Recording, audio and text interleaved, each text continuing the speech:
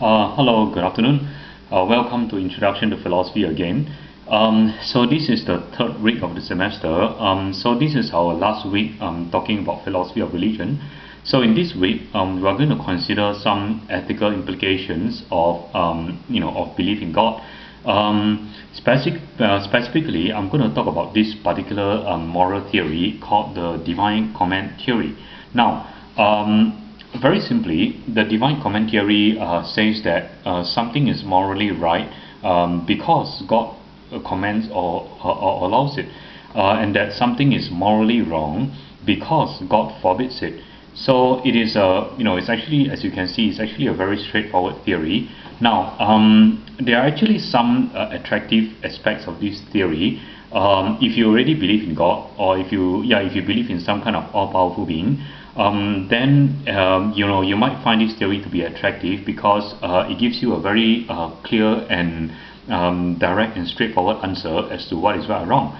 Very simply, something is right because God commands or allows it, and it is wrong because God forbids it.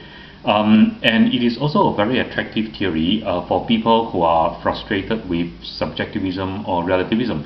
So you may go around hearing people saying that morality is all subjective and is all relative to your own point of view, and so on and so forth. And sometimes people might find this frustrating because this implies that there is no correct answer that can be found for any particular moral question or dilemma. Now, because of this, divine comment theory might appear to be an attractive theory because it gives you a very straightforward answer as to what is right or wrong.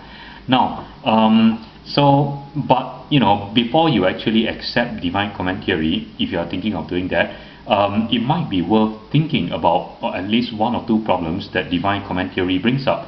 The most obvious problem that divine comment theory brings up comes in the form of a dilemma, and this is called the Euthyphro dilemma. It's called the Euthyphro dilemma because this dilemma was first brought up by Socrates in the dialogue called the Euthyphro. Now, as the name suggests, it is a dilemma because when you accept the Euthyphro theory, when you accept the divine comment theory, you basically run into one of two problems, and it doesn't seem that you can avoid either of the two problems. It doesn't seem that you can avoid either horn of the dilemma. So let me just briefly tell you what the two horns of the dilemma are.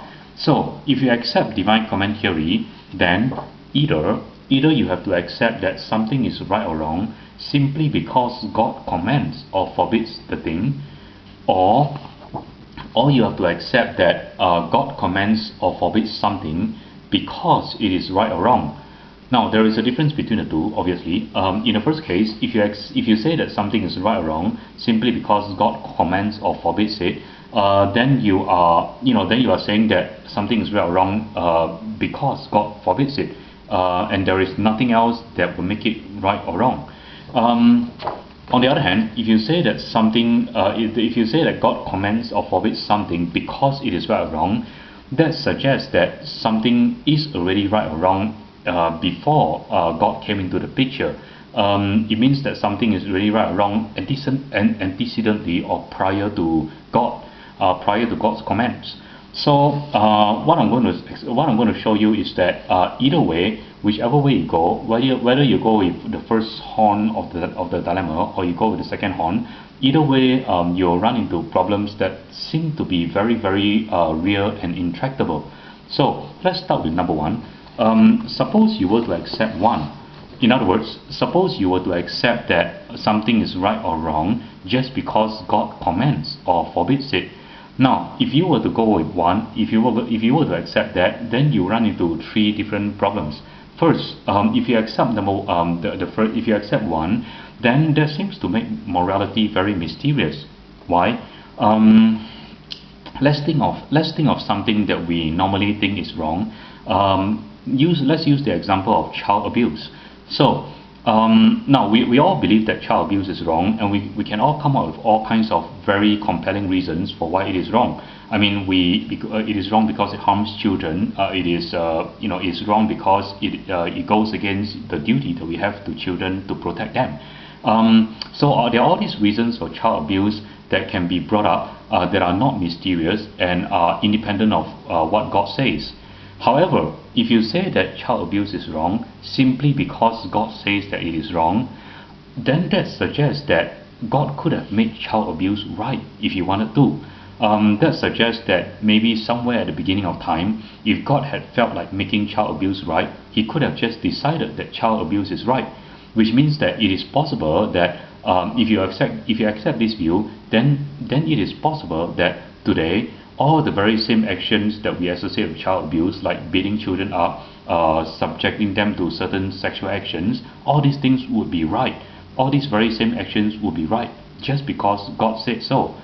So that makes God's comments very mysterious because it doesn't seem clear how somebody can, even if it is God, it doesn't seem how somebody can just make an action right just by saying that it is right. So if you accept one, then the whole notion of morality becomes very mysterious. Okay, and then there is a second problem, which is that the second problem is related to the first problem. It makes God's comments arbitrary. Again, it means that if you accept one, it means that if God had felt like it, God could have made child abuse right. But it seems wrong to think that child abuse could be right, because all of our moral views, all of our moral instincts and intuitions tell us that child abuse is wrong, definitely wrong. So it makes God's comments very arbitrary if you accept number one. And lastly, if you accept number one, it seems to give all the wrong reasons for moral principles. And this is again related to the first two. We want to say that child abuse is wrong because because it harms children. It is wrong to harm children. We want to say that it is wrong because it degrades ourselves as human beings. We want to say that it is wrong because we have a duty to protect children. So there are all these perfectly sensible reasons for saying that child abuse is wrong. But if you say that child abuse is wrong only because and simply because God says so, then you seem to be saying that child abuse, you seem to be giving a very funny and mysterious and probably wrong reason for saying that child abuse is wrong. So for all of these three reasons, it's because of all of these three reasons that there are very big problems with simply accepting that something is right just because God said so. Okay, so maybe we can give up number one, but how about number two? So recall that number two, the second horn of the dilemma, is that you could just say that God commands or forbids something because it is right or wrong. And this would help you to avoid many of the problems with the first one, because if you say, for example, that God says that child abuse is wrong because it is already right or wrong for all the reasons that we mentioned before, because it harms children, because it degrades ourselves as human beings, then this seems perfectly sensible. It seems that God would have to make child abuse wrong because it is already right or wrong. But however, if you say this, if you go with number two, then you run into a different problem. And the problem is that if you go with number two, then you seem to be implying that God is not all powerful. Why? Because it seems that there is already a set of moral laws that God has to follow, no matter what He thinks, no matter what He wants. So God, for example, couldn't make child abuse right even if He wanted to. Now think about this. If God couldn't make child abuse right even if He wanted to, doesn't that mean that there is at least one thing in the universe that God cannot do, which is make child abuse right? So that means that, so if there is at least one thing in the universe that God cannot do, doesn't that mean that God is not all powerful? But here's a problem. But this is precisely the problem. I mean, if you're going to believe in God, you want to believe that God is all powerful. And the Christians, most Christians certainly believe that God is all powerful. So if you don't believe that God is all powerful, then there's a very important sense in which you're not believing in God, and that sort of defeats the whole point of believing in God in the first place. That is, all of that in short are the problems that I have, not just I, but most people have with divine comment theory. So So yeah, keep all this in mind and think about this some more on your own. And if you have any questions, please feel free to email me or maybe come talk to me personally. Thank you for listening.